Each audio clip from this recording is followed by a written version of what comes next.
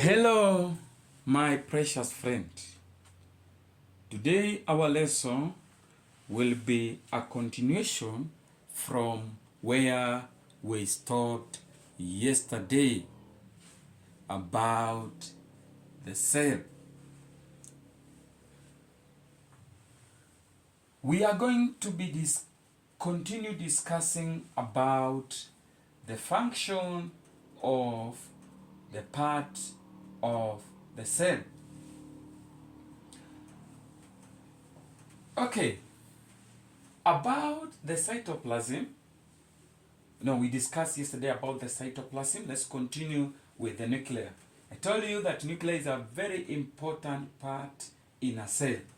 The nucleus carries genetic information and controls what happens or all the activity of the cell. So in the plant cell or animal cell, the cell control all the activity, meaning when the nucleus fails, all the activity will stop functioning. Thus, a cell might die, and when it dies, it may cause a problem to a human being or an animal or a plant cell. Cell wall. It is a thick, tough layer made from cellulose found on the outside of the cell. It covers the cell membrane in plant cell. Cell wall helps the cell to keep its shape. It protects the cell from mechanical damage. So this is what cell wall does. It keeps the cell shape, or it keeps the cell in its shape. Then it also protects the mechanical damage, the mechanical damage. So it's able to protect what is inside the cell. If anything happens outside the cell wall is there to be able to protect.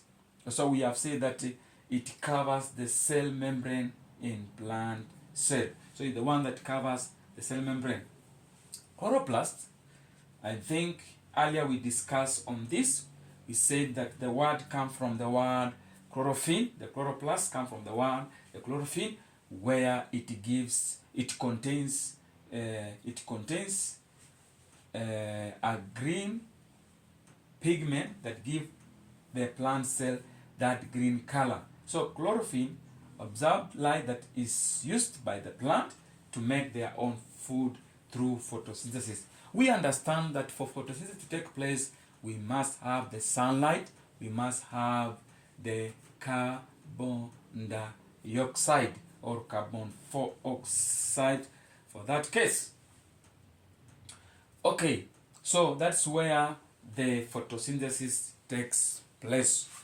We want to go and further discuss about the magnification of cell. The magnification of cell. The magnification of cell. So, magnification of specimen is a measure of how much bigger a specimen is when it is viewed through a hand lens or a microscope compared to its original size. So there is that measurement that the hand lens will give you.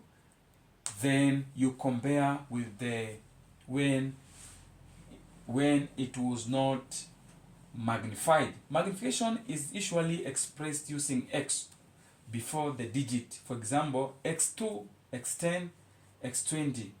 The x stands for time, the number of times it has been magnified.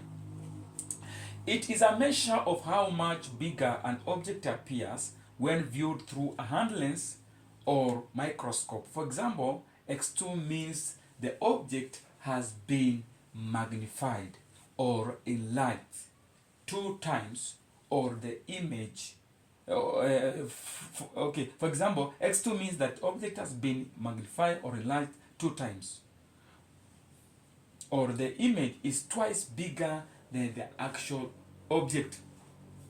In a simple term, if you have measured a cell, for example, it has got, you have measured using the hand length, it gives you 4 centimeter, then you must write x4, meaning 4 times than the original before it was measured by using the magnifying or the hand lens. For a light microscope, the final magnified image of an object as seen by the observer is the product of magnifying power of the lens that are used. These lenses include eyepiece lens and objective lens. So, in the light microscope, there is a part called the eyepiece and the objective lens. This one are also when we want to observe, there is that eyepiece and there is that objective lens. They are used.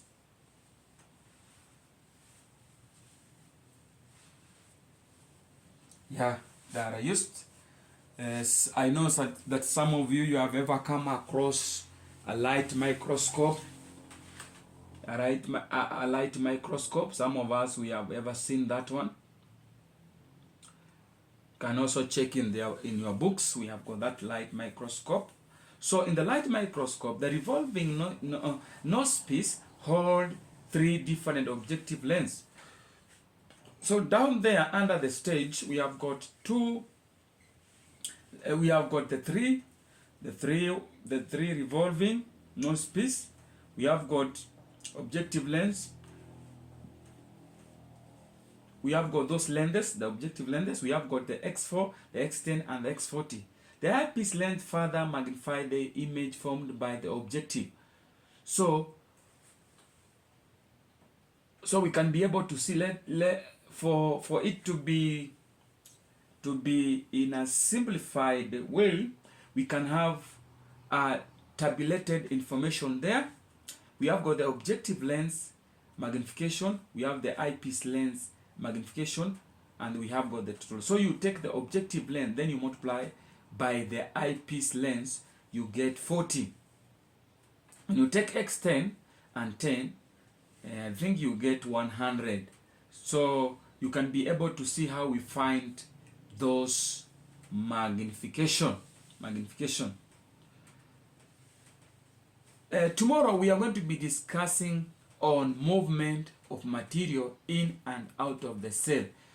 We shall be talking about diffusion and osmosis. Today, remember, we were continuing with the lesson that we discussed early about the functions of part of a cell, and we have also discussed about the magnification. Make sure you do some example on the calculation of total magnification. We have said that if you want to get the total magnification, you just take the objective lens, then you multiply by the eyepiece lens.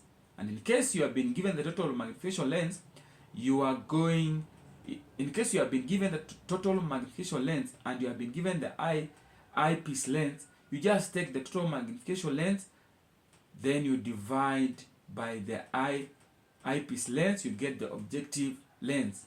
The same way, when you have been given the total magnification lens, you also been given the objective lens, you just take the total magnification length, then you divide by the objective lens so that you can be able to get the eyepiece lens. See you next time. This marks the end of our lesson. See you next time. Do me a favor as usual by subscribing, comment, and like. Bye bye. This marks the end of our lesson today. Until next time, do me a favor by subscribing, comment, and like. Your teacher was Teacher Richard Mteshi. Bye bye.